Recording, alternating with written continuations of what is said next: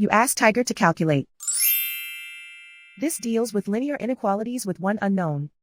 The final result is f equal or greater than -4. Let's solve it step by step. Swap sides.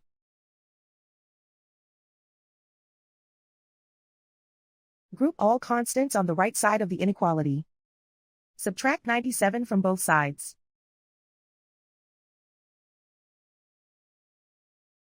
Simplify the arithmetic.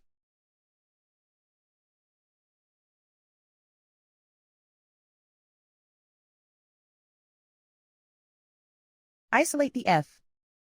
Divide both sides by 39.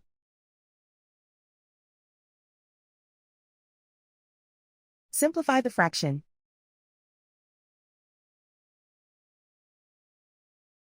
Find the greatest common factor of the numerator and denominator.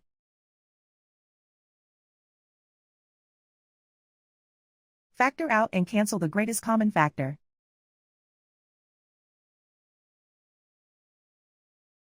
Plot the solution on a coordinate grid.